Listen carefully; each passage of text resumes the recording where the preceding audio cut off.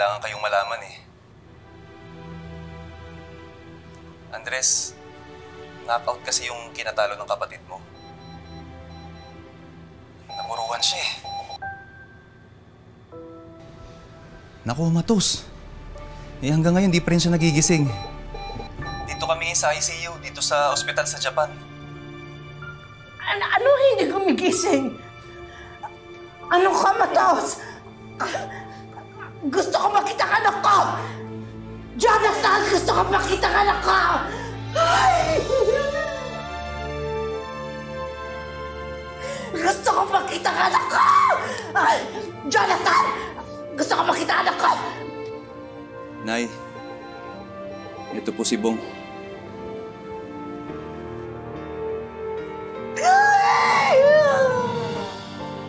Ang sabi po ng doktor, may namuong dugo daw po sa ulo niya. Kaya bukas, nakaschedule siyang operahan.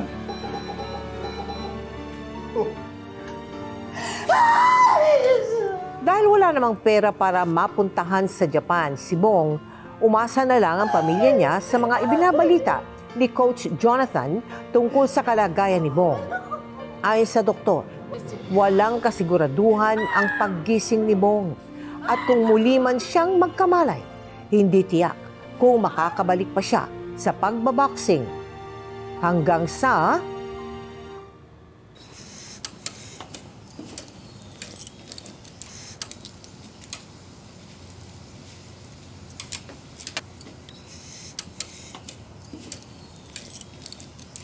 Jenny, saan ka pupunta?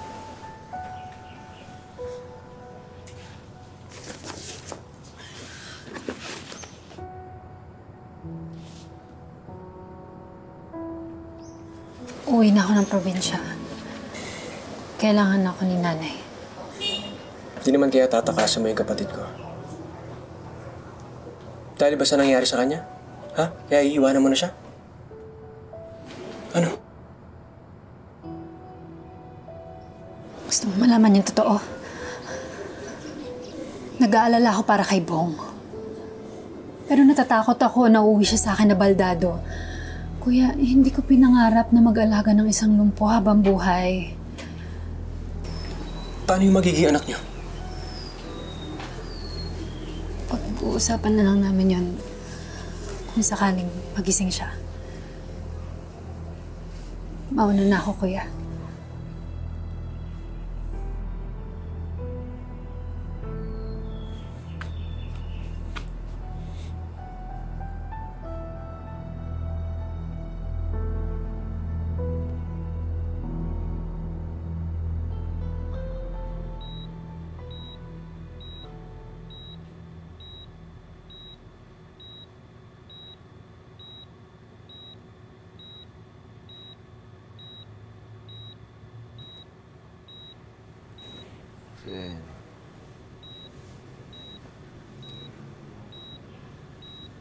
Bong?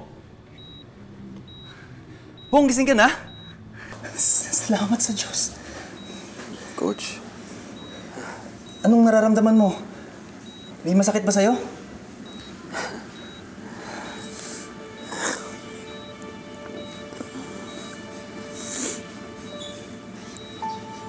Coach. Ano, Bong? Bakit di ko magalaw yung kalahating parte ng katawan ko? Paano hindi magalaw? Yung kaliwang paa. Yung kaliwang balikat. Coach, ano nangyayari? ayon sa doktor, na-stroke si Bong matapos nitong makomatose. Meron pa ring naiwang blood clot sa kanyang utak, kaya naman kinailangan niya ulit sumailalim sa operasyon sa pangalawang pagkakataon.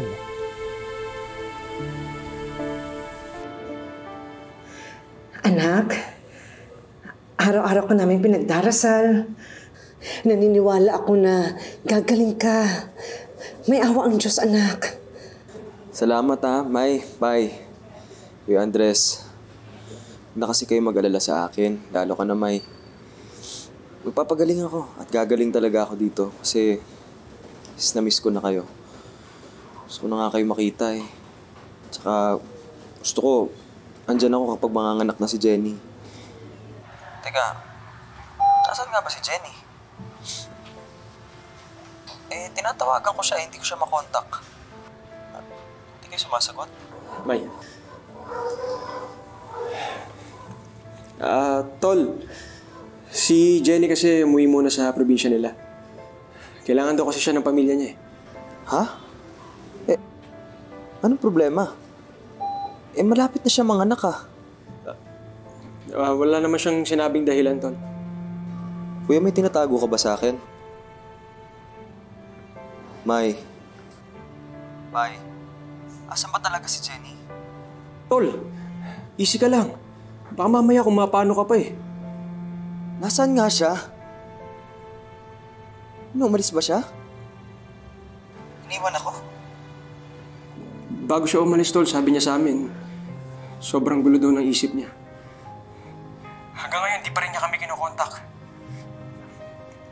Tsaka, Tol, may isang TV station dito na gusto sana siyang ma-interview tungkol sa nangyari sa'yo. Kaso umiiwas siya eh. Parang natatakot siya.